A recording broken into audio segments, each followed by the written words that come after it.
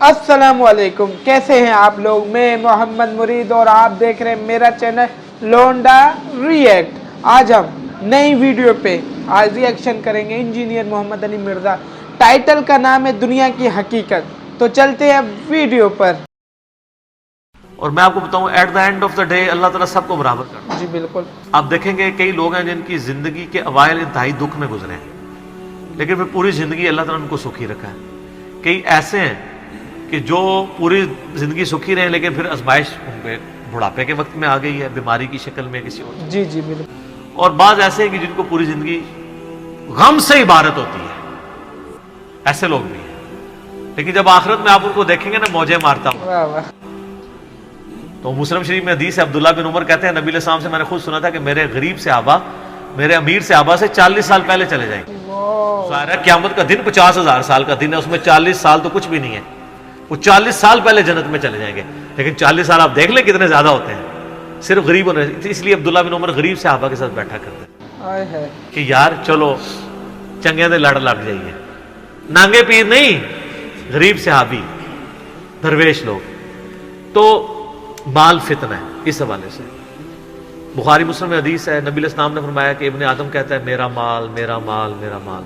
हालांकि तेरा माल तो वो है जो तूने खा लिया या पहनकर बोसीदा कर लिया या अल्लाह की राह में खर्च करके आखिरत के लिए जखीरा कर लिया, बाकी तो तेरे बुरसा का माल है। बुखारी मुस्लिम में हदीस है, इंसान के 3 दोस्त हैं। एक वो है कि जो साथ जाता है कब्र के अंदर, 2 बाहर ही रह जाते हैं।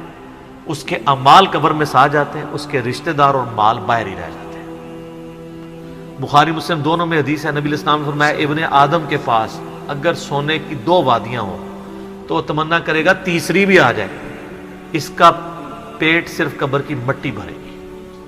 बुखारी मुस्लिम दोनों में हदीस है। ये ना समझिएगा ये बुजुर्गों वाला है, ये वाकई बुखारी मुस्लिम दोनों में हदीसें होती जो मैं बयान कर रहा होता हूँ, पूरी जिम्मेदारी से कर रहा होता हूँ कि ऐ अल्लाह मोहम्मद और आले मोहम्मद को बस इतना ही रिस्क देना कि उनकी रूह और जिस्म का रिश्ता बरकरार रहे। बुखारी और मुस्लिम दोनों में हदीस है।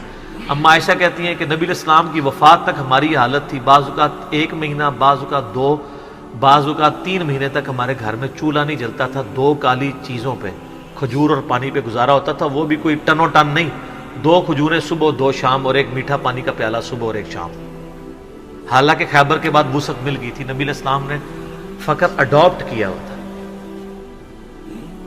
बुखारी मुस्लिम दोनों में हदीस है, जब नबी इस्लाम ने ईला किया था 1 महीने के लिए अपनी बीवियों से नाराज होकर छत पे शिफ्ट हो गए थे, जो हजरत उमर उनको मिलने गए थे, आपके जिस्म मुबारक पे चटाई के निशान थे।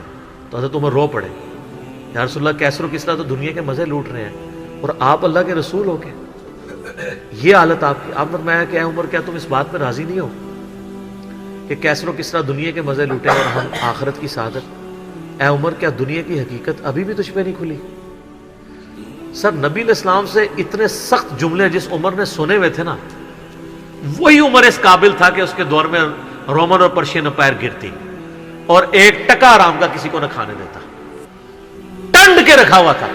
हजरत उमर के बाद क्या हुआ? मैनेजमेंट कमजोर हो गई है, वजीफों पे लोग लग गए, थींदे थींदे ठीक है। इसीलिए कहा जाता है अबू बकर और उमर की खिलाफतें खिलाफतें महफूजा हैं और उस्मान अली की खिलाफतें मफतूना हैं। इसलिए नहीं कि वो खुलफा बुरे थे, इसलिए कि उसमें फितने का दौर था, वो स्पेशल प्रोटेक्शन था। बुखारी मुस्लिम में हदीस है, मेरी उम्मत और फितनों के दरमियान दरवाजा उमर है, जब ये दरवाजा तोड़ दिया जाएगा फितने शुरू हो जाएंगे। वो फितने क्या शुरू हुए? दुनिया की मोहब्बत। जो बुखारी में हदीस नहीं है, वो जो नबी इस्लाम जब हिजरत कर रहे थे तो हजरत अबू बकर रज़ियल्लाहु ताला अन्हु आपके साथ थे। तो एक शख्स जो काफरों की तरफ से 100 ऊंट इनाम रखा गया था, तो वो पीछा करते। इब्ने जोशम, क्या नाम था उसका? सुराका इब्ने मालिक इब्ने जोशम। वो पीछे आया, उसका घोड़ा धंस गया। 2-3 बार हुआ, उसको यकीन हो गया। उसने कहा मैं आपकी कोई मदद कर सकता हूं तो बताएं। तो हजरत बकर ने कहा कि बस इधर की तरफ ना किसी को आने देना हमारा पीछा करने के लिए। तो फिर वो जब जाने लगा तो पीछे से आवाज दी और कहा कि रसूलुल्लाह सल्लल्लाहु अलैहि वसल्लम कह रहे हैं कि मैं सुराका के हाथों में کسرا کے کنگن دیکھ رہا ہوں. تو وہ بڑا مسکرایا, وہ کہنے لگا کسرا دنیا کی سپر پاور اور اس کا جو بادشاہ جو لباس پہنتا ہے اتنا مہنگا, وہ میرے اوپر دیکھ رہے ہیں.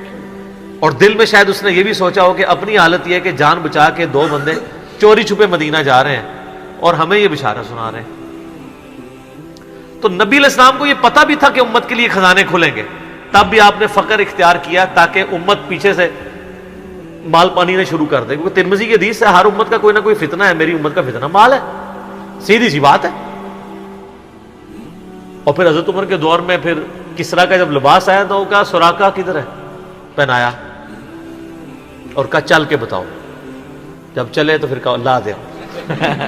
اس نے کہا میں مالک ہوں. ان کا نہیں, نبی علیہ السلام نے صرف اس کا کہا تھا یہ مسلمانوں کا مال ہے, بیت المال میں جمع ہوگا, تو ملکیت نہیں اس کی حاصل کر سکتا, یہ ایونلی ڈسٹریبیوٹ ہوگا. تو سر, اور اس کے بعد پھر حضرت عمر رو پڑے. یہ سارا انہوں نے فلمایا عمر سیریز کے اندر. تو صاحب نے کہا آپ کیوں رو رہے ہیں؟ انہوں نے کہا کہ رسول اللہ مجھ سے بڑھ کر اللہ کو عزیز تھے, لیکن ان کی زندگی فقر میں گزری, اللہ نے یہ خزانے ان کو نہیں دیے. اور حضرت ابوبکر مجھ سے بڑھ کر اللہ کو عزیز تھے, ان کے دور میں یہ نہیں آئے. اس آزمائش میں اللہ نے مجھے ڈالا ہے اور میں ڈرتا ہوں کہ میرا کیا بنے گا. اسی لیے بخاری مسلم میں آتا ہے نا, جب ان کو زخم لگا اور لوگ نا امید ہو گئے تو پھر لوگ آ کے ان کی فائنل زیارت کر رہے تھے, کیونکہ کھاتے پیتے تھے تو وہ میدا کٹا ہوا تھا, نکل جاتا تھا.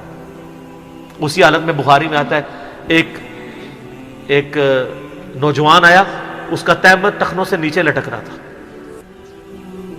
جب وہ جان لگا تو بیماری کی حالت میں حضرت عمر کہہ رہے ہیں لڑکے اس کو تہمت کو ٹخنوں سے اونچا کر, اس سے تیرے کپڑے بھی پاک رہیں گے اور یہ سنت بھی ہے. یہاں ہم لوگوں کو کہتے ہیں شلواریں یار نیچے روبڑ رہی ہیں. حضرت عمر نزا کے عالم میں بھی ٹخنوں سے اوپر شلوار کر رہے. حضرت عمر وہابی نہیں سن سر, وہ صحابی سن, ان کو پتہ تھا یہ سنت ہے. اور نزا کے عالم میں تہمت اوپر کروا رہے ہیں, یہ بخاری کے الفاظ ہیں.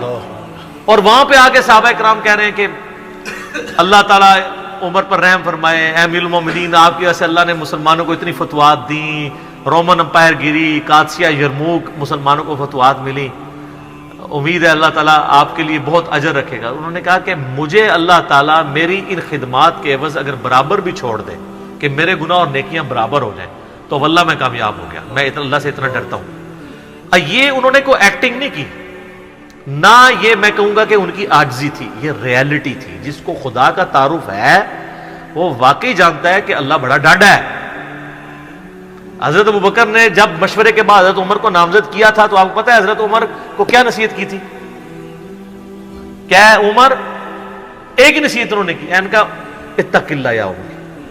وہ عمر سیریز میں فلمایا انہوں نے, اللہ سے ڈرنا. اور جب تو جنتیوں کی طرف دیکھے نا تو دعا کرنا کہ اللہ تجھے اس میں شامل کرتا ہے, اور جب تو دوستیوں کی طرف دیکھنا تو ڈرنا ایسے کہ کہیں تو ان میں شامل نہ ہو. انہوں نے نہیں کہا میں اشرا مبشرا ہوں, میں جس راستے پہ چلوں شیطان بھاگ جاتا ہے. یہ آپ مجھے کیا باتیں بتا رہے ہیں؟ ان کو پتا تھا کہ اللہ تعالیٰ کی صفت بے نیازی بھی تو ہے نا سر, آپ کو نہیں پتا. وہ تو پیغمبروں کے اوپر عطا فرما دیتا ہے. یونس علیہ السلام تو پیغمبر تھے, اور اتنا غصہ کہ سورہ صافات میں ہے کہ یونس اگر مچھلی کے پیٹ میں ہمیں نہ پکارتا تو پھر اسی دن نکالا جاتا جس دن مردے اپنی قبروں سے نکالے جائیں گے. یار اتنا غصہ کیا کر دیا, کوئی بندے مار دیے یونس نے. آپ یوٹیوب میں کلپ دیکھیں یونس علیہ السلام کا واقعہ تو آپ کو پتہ چلے گا. سر اللہ اپنے معاملات میں بہت سخت ہے. اللہ وہ نہیں ہے جس کا تعارف آپ کو کروایا گیا. پچھلے دنوں بھی وہ ہمیں ایک لیٹر کہیں کسی نے بھیجا تو پھر ہم نے ان کو بھیجا کہ آپ میرا کلپ دیکھیں, اللہ کی رحمت سے دھوکہ, اور انجینئر محمد علی مرزا صاحب لکھے. تو اس میں وہ کہہ رہے تھے, وہ تارج می صاحب کہتے ہیں کہ آج کل کے مبلغین نے لوگوں سے ان کا رب بھی چھین لیا اور ان کو ڈراتے رہتے ہیں. سر کیوں نہ ڈرائیں اللہ کے بندو, قرآن کا ڈومیننٹ پورشن ہے ہی تذکیر ہے, بلکہ قرآن کا تعارف ہی تذکیر ہے. مجھے رونا آ رہا ہے. ڈر سنانا ہے, ڈر سنانا. وَأُوحِيَ إِلَيَّ هَذَا الْقُرْآنُ لِأُنذِرَكُمْ بِهِ وَمَنْ بَلَغَ. سورہ الانعام آیت نمبر 19. اے نبی علیہ السلام فرما دو مجھے تو قرآن وہی اس لیے کیا گیا ہے میں تمہیں ڈر سناؤں, اور جس تک یہ کتاب پہنچ جائے وہ بھی ڈر سنائے. بخاری کی حدیث ہے آپ علیہ السلام ایک چوراہے سے گزر رہے تھے, کچھ صحابہ جو ہے وہ ہنس رہے تھے, آپ رک گئے. پھر آپ نے فرمایا جو کچھ میں جانتا ہوں نا تم جانتے ہوتے نا تو بہت کم ہنستے زیادہ رویا کرتے. بخاری مسلم میں حدیث ہے, عبداللہ بن عمر کہتے ہیں نبی علیہ السلام نے میرے کندھے پہ یوں ہاتھ رکھ کے نا فرمایا تھا عبداللہ اپنے آپ کو مردوں میں شمار کرنا, یعنی سمجھو کہ آج میں گیا ہی کہ گیا.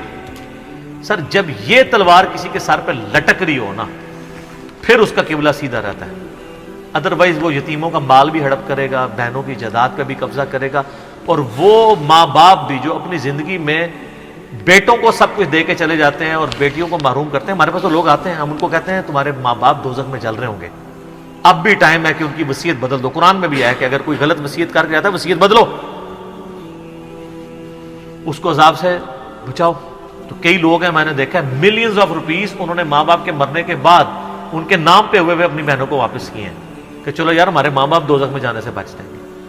اگر آپ کے ماں باپ کی محبت آپ کے دل میں ہے نا تو خدا کے لیے اگر آپ یہ نہ کہیں کہ میرے ماں باپ دے گئے ہیں تو وہ جانے اور ان کا کام, یار وہ آپ کو دے کے گئے, آپ کے ساتھ نیکی کر کے گئے, اور آپ ان کے ساتھ یہ بھی نیکی کرنے کے لیے تیار نہیں ہے کہ جو مال انہوں نے کمایا تھا وہ ان کو دوزخ سے رہائی سے عطا کرنے کے لیے آپ ان کے لیے خرچ کر دیں جو آپ نے نہیں کمایا ہوا.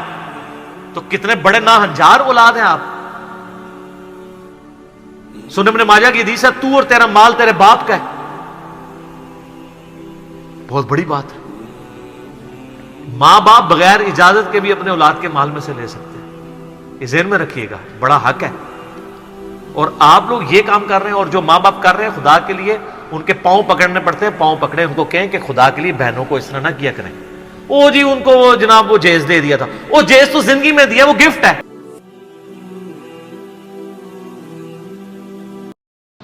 سو گائز ویڈیو اختتام پر پہنچ چکی ہے.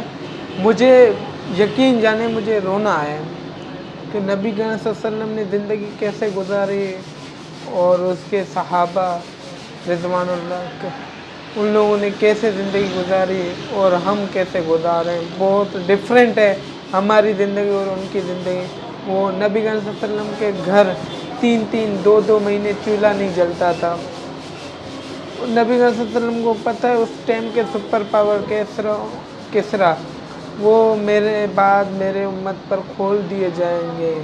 حضرت عمر کے دور میں وہ فتح ہو گئے تھے, پھر بھی نبی صلی اللہ علیہ وسلم نے زندگی سادی بسر کی, سادی بسر کرنا پسند کیا. یار ہم نبی صلی اللہ علیہ وسلم کا میں واقعہ جب بھی سنتا ہوں اور میں پڑھتا ہوں نا تو مجھے آنکھوں میں آنسو آتے ہیں. یار نبی صلی اللہ علیہ وسلم نے ہمارے لیے کیا کیا نہ کیا اور ہم کیا کر رہے ہیں, ہم کہاں پہ ہیں, سمجھ ہی نہیں آ رہا ہے. دنیا کی حقیقت کہاں ہے اور ہم کہاں چل رہے ہیں. ظاہر سی بات ہے غریب صحابہ 40 سال امیر صحابہ سے پہلے جنت میں جائے گا تو کون پسند نہیں کرے گا. وہ والی غریبی نہیں جو پاؤں میں چمپل نہیں ہے, کپڑے نہیں ہیں, یہ والی غریبی نہیں ہے. ایسے سمجھیں اس دور میں مڈل کلاس لوگ جو غریب ہیں وہ غریبی. اس ٹائم کے دور میں بھی امیر تو تھے نا, جو اونٹوں کے مالک تھے, دینار تھے, ان کے بھی کاروبار تھے, کپڑوں کا پتہ نہیں کیا کیا کاروبار تھے. نبی صلی اللہ علیہ وسلم نے اپنی زندگی کیسے گزاری. میں جب بھی پڑھتا ہوں یا انجینئر صاحب کا یہ کلپ سنتا ہوں تو مجھے رونا آتا ہے. یا نبی صلی اللہ علیہ وسلم نے کیسے زندگی گزاری, اتنی سادگی, جو کپڑے تھے نا اس میں پیمند لگے ہوتے تھے. یار اتنی سادگی. اگر یہ ویڈیو آپ لوگوں کو پسند آئی تو لائک کمنٹ شیئر سبسکرائب لازم کریں. مجھے اجازت دیں, اللہ حافظ.